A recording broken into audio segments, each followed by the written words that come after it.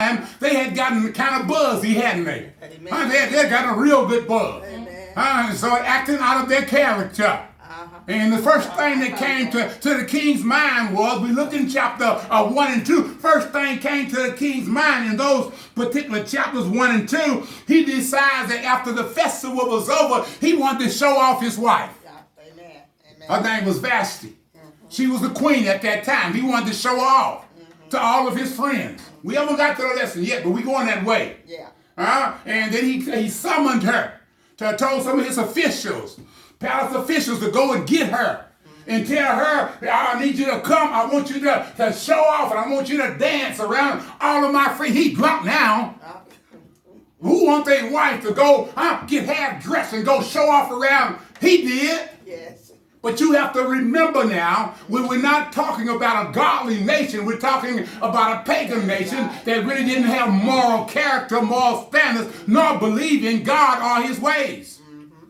So it was normal for him to want to show her off. That's right. That's right. But she refused.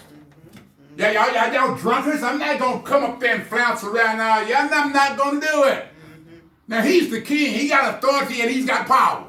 Yeah. But he listens to someone else. That's right. That's right. And they said, King, she didn't come with you. But what we going to do? Well, you should get rid of her.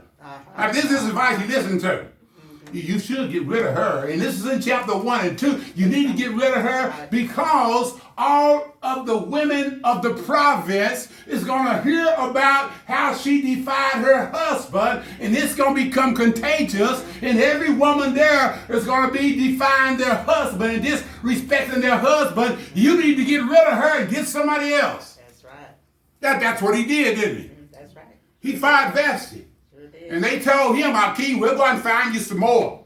We'll get the best women in this whole land, in the whole province. I don't care how long it takes us. We're going to find someone to replace your wife for you and make you a happy man. They spent 40 years looking for a virgin that was worthy to be the king's wife.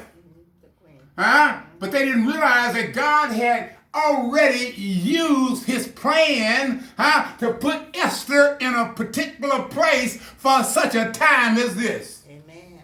Amen. Somebody finally told him about this little Jewish girl. Her name was Esther, but it was Hadassah. Basically, that's the same name. And someone told the king about her, and she went before the king, and he married Esther.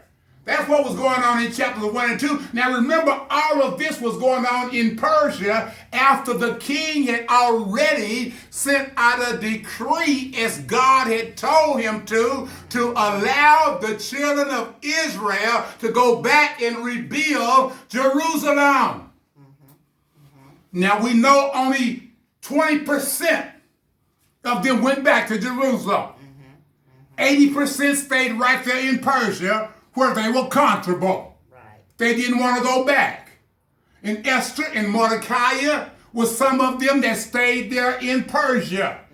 But while Zerubbabel and Joshua and Nehemiah and Ezra led other groups back to rebuild Jerusalem, they continued to stay there in Persia. So Esther showed us what was going on during this particular time in their return or release from captivity.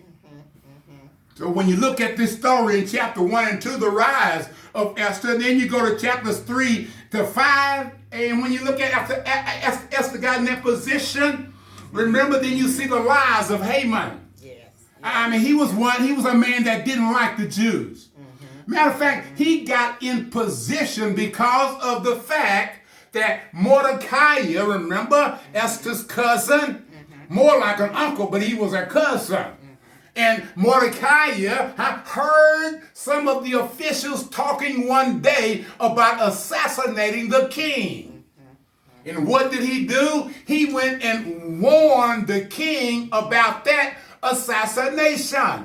So the king had those two officials killed, and he put Haman in his place. That's how Haman got in the palace. And when Haman got into that authoritative position, he the man now. That's right. I'm just saying, when you bow to the king, you need to bow to me too. Yeah. But then you had old Mordecai, the Jew. Huh? Everybody else bowing down. Huh? But Mordecai said, I'm not going to bow down to you. No. He might have been thinking about God, said, thou shalt have no other God before me, or don't be bowing down the graven images and all that. But Mordecai wouldn't bow down, and it made Haman mad. He was angry. And once you get angry at someone, you begin to plot and scheme on them. Huh? And that's the same thing that he did in chapters 3 through chapters 5 and 6. He was plotting and scheming on them. And when you look in chapter 6 and chapter 7, about 60 years passed during those 2 chapters in the book of Ezra. That's why you tie Ezra and Nehemiah and Esther all together in chronological order, the way and the sequence of events, the way that they took place and transpired.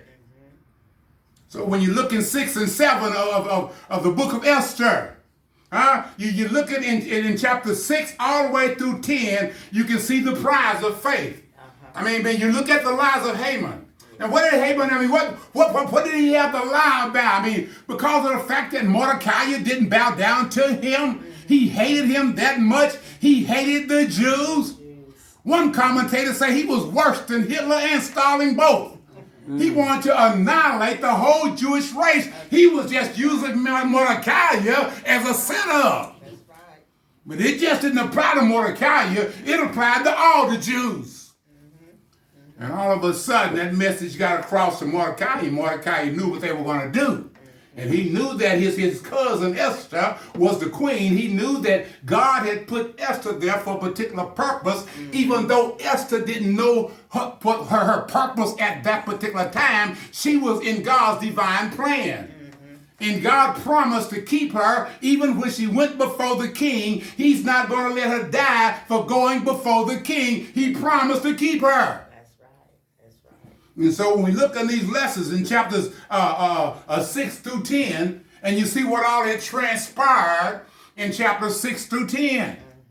Haman had came up, he had came up with this plot on how he could annihilate the Jews.